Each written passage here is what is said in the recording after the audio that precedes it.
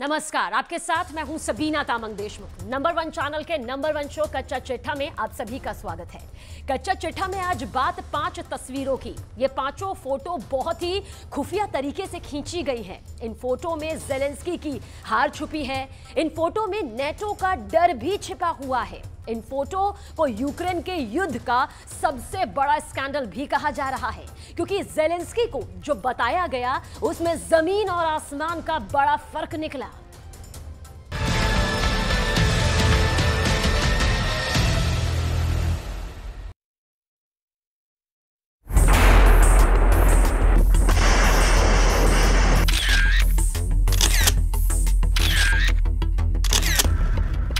Photo number 1, photo number 2, photo number 3, photo number 4, photo number 5। इन 5 तस्वीरों ने Zelensky को बहुत बड़ी मुश्किल में डाल दिया है। इन 5 तस्वीरों ने ज़ेलेंस्की के काउंटर अटैक को पूरी तरह खत्म कर दिया है। साफ नजर आ रहा है कि यह टैंक है, लेकिन इन्हें ढककर क्यों रखा गया है? इन पर कवर क्यों चढ़ा है? इन्हें क्यों छुपाया जा रहा है? कौन चाहता है कि ये टैंक कौन सा है, किसी को पता ना चले?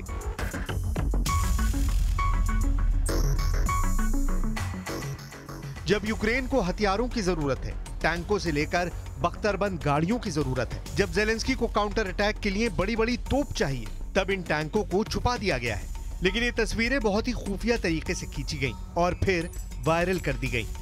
ये इटली का एक खुफिया मिलिट्री बेस है और इन 4 तस्वीरों में वो लेपर्ड टैंक है जो यूक्रेन को सप्लाई किए जाने थे।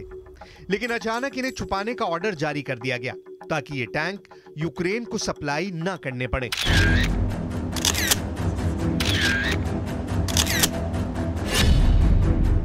सवाल है कि इन टैंकों को छुपाने की नौबत क्यों आई?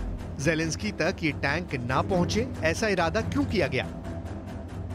जाहिर है कि ज़ेलेंस्की काउंटर अटैक पर पुतिन की बहुत बुरी मार पड़ी है और अब वो चुन चुन कर ऐसे हथियारों को तबाह कर रहे हैं जो उन्हें यूरोप और नेटो से सप्लाई किए जा रहे हैं। ये वाकई ज़ेलेंस्की के लिए बहुत बुरी खबर है जो उन्हें रोज दी जाती है, और यही वजह है कि ज़ेलेंस्की को जो लेपर्ड टैंक सप्लाई किए जाने थे उन्हें छुपा दिया गया है। ऐसे करीब 100 लेपर्ड टैंक हैं जो इटली में छुपा दिए गए हैं। जर्मनी के ये लेपर्ड टैंक स्विट्जरलैंड में रखे गए हैं और इन्हें यूक्रेन भेजा जाना था, लेकिन अब स्विट्जरलैंड ने कहा है कि इन टैंकों को यूक्रेन ना भेजा जाए।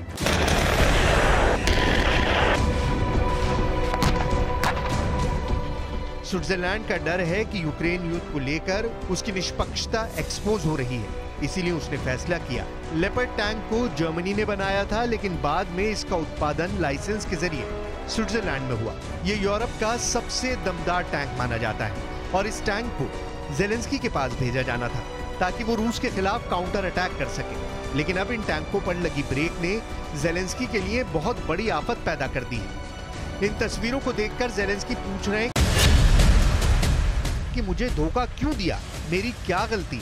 ज़ेलेंस्की पूछ रहे हैं कि मुझसे किया टैंक वाला वादा क्यों तोड़ दिया गया? मुझे ऐसे युद्ध के बीच में अकेला छोड़ने का क्या मतलब है? ज़ेलेंस्की जून में स्विट्जरलैंड गए थे और तब उन्होंने 15 जून को स्विट्जरलैंड की संसद को संबोधित भी किया था। तब ज़ेलेंस्की से बड़े बड़े वादे किए गए, नए नए हथियारों के ख्वाब दिखाए गए और ज़ेलेंस्की की हालत ऐसी हो गई कि वो युद्ध लड़ने लायक ही नहीं बचे। जब ज़ेलेंस्की का इरादा पूरी ताकत समेटने का है, रूस की पोजीशन को लगातार अटैक करने का उनका काम जारी है। डॉनबास में उनकी फोर्स ने फाइट बैक वाली रणनीति पर तेजी से काम किया है।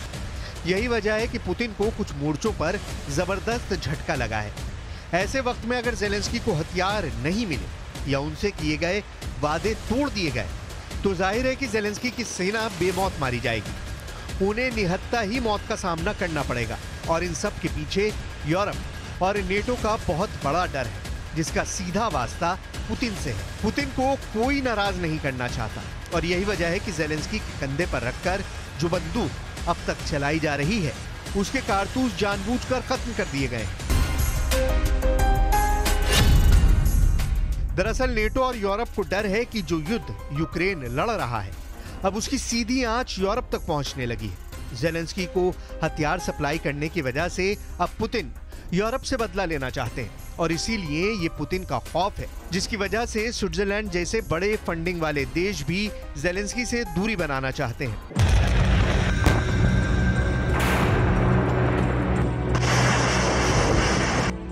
इस वक्त युद्ध में रूस को हराने के लिए जेलेंस्की को जो भी चाहिए वो उसे अपनी पहुंच में चाहते हैं।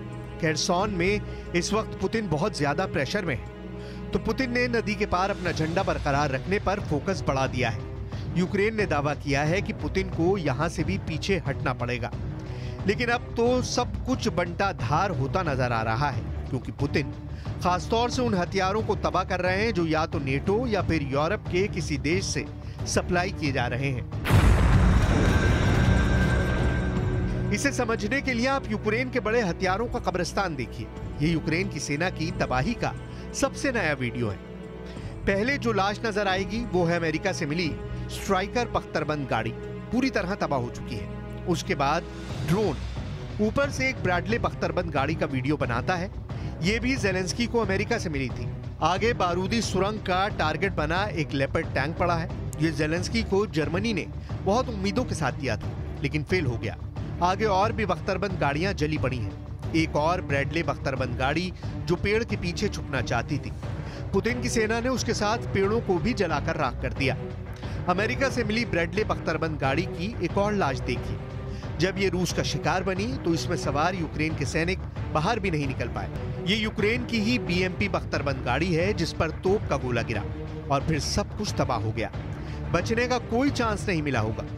ऐसे ही नेटो से मिले तमाम हथियारों का कब्रिस्तान बन चुका है यूक्रेन। पुतिन अब बिल्कुल रहम करने को राजी नहीं है। वो लैंसेट जैसे ड्रोन से नेटो के हथियारों को खत्म कर रहे हैं।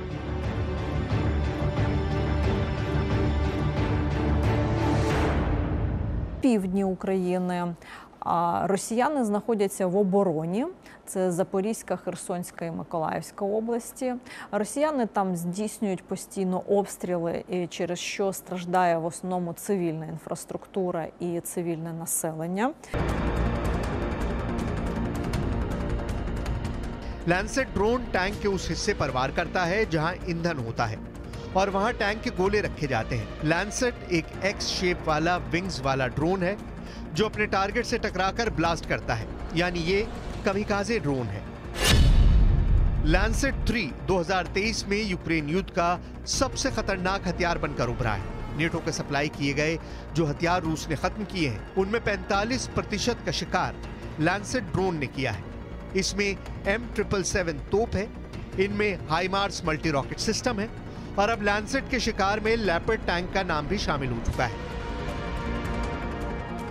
पुतिन के हमले इतने तेज हुए हैं कि कई मोर्चों पर यूक्रेन की फौज को बहुत बड़ा नुकसान उठाना पड़ा है।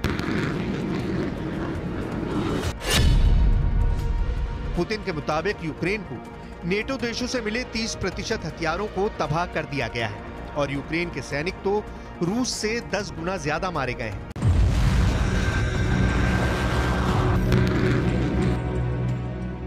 जेलेंस्की को जो हथियार दिए गए वो बहुत ही रंग रोगन के बाद मिले, लेकिन युद्ध में आने के बाद उनके परखच्चे ऐसे उड़े कि अब उनको पहचानना मुश्किल है। यूक्रेन में युद्ध बहुत ही खतरनाक चल रहा है। यहाँ ये बात अब मायने नहीं रखती कि फौजी टैंक में है या उसके बाहर, मौत उसका पीछा मोटी बख्तर वाले टैंक में भी नहीं छोड़ रही। ऐसे ही धमाकों को देखकर जेलेंस्की की फौज घबराई हुई है। पुतिन की सेना के सामने भी चुनौती बड़ी है, क्योंकि जो हथियार जेलेंस्की को यूरोप से मिला है वो क्वालिटी के मामले में यूक्रेन के टैंकों से बेहतर ही है। ये पोलैंड से आया वीडियो है। जब लेपर्ड टैंक तैयार किए गए थे तो उनको बहुत ही शानदार तरीके से पेंट किया गया ताकि जेलेंस्की को लगे कि पुराने टैंक भी नए टैंक की तरह लड़ेंगे। यही लेपर्ड टैंक यूक्रेन भेजे गए और अब इनका हाल ऐसा है कि जेलेंस्की लेपर्ड टैंक को वहां तैनात कर रहे हैं जहां पुतिन की सेना से उन्हें कम खतरा है। लेपर्ड टैंक को पेंट करके उन्हें एकदम नया बना दिया गया और जेलेंस्की ये बात भूल गए कि जरूरी नहीं कि जो जैसा दिखता है वो वैसा होता भी है। ऐसे ही यूक्रेन को एब्रम्स टैंक का भी वादा किया गया है, लेकिन वो कब तक मिलेगा कोई नहीं जानता।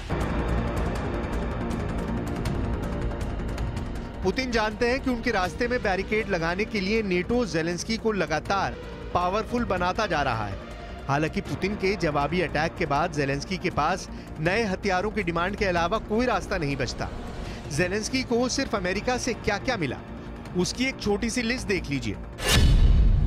2023 में अब तक अमेरिका ने यूक्रेन को $5 बिलियन यानी करीब 40,000 करोड़ की मदद दे दी है। 2022 में अमेरिका ने यूक्रेन को 50,000 करोड़ की मदद दी थी। अमेरिका की फंडिंग से जेलेंस्की पर नोटों की बारिश हो रही है, ये पूरी दुनिया देख रही है और पुतिन तो इससे बहुत ज्यादा गुस्से में है। यही वजह है कि पुतिन की मिसाइल हर तरफ बरस रही है। पुतिन लगातार ड्रोन और लंबी दूरी के रॉकेट से भी ताबड़तोड़ हमले कर रहे हैं। पुतिन की कोशिश है कि ऐसी ही हालत वो यूक्रेन की हर इमारत की कर दे। यही वजह है कि युद्ध में आई अचानक इस तेजी ने बहुत कुछ उलटफेर करना शुरू कर दिया है।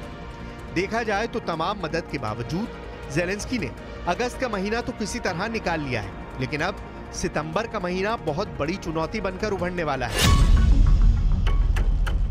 इस वक्त रूस और यूक्रेन के बीच करीब 1100 किलोमीटर लंबा मोर्चा खिंचा हुआ है और ये खार्किव से लेकर खेरसोन तक का इलाका है, जहां बीच में बखमुत से लेकर दक्षिण में निप्रो नदी के आसपास दोनों तरफ यूक्रेन और रूस की फौज एक दूसरे की जान लेने की कोशिश कर रही है। जेलेंस्की अपने नुकसान को समझते हैं, लेकिन काउंटर अटैक को लेकर अब वो पीछे हटने को राजी नहीं है। जेलेंस्की बार बार कह रहे हैं कि रूस के एक भी सैनिक को वो अपनी जमीन पर बर्दाश्त नहीं करेंगे, उन्हें उठाकर यूक्रेन से बाहर फेंक देंगे।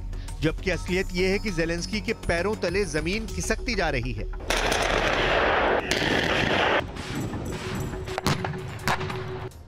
यूक्रेन के राष्ट्रपति जेलेंस्की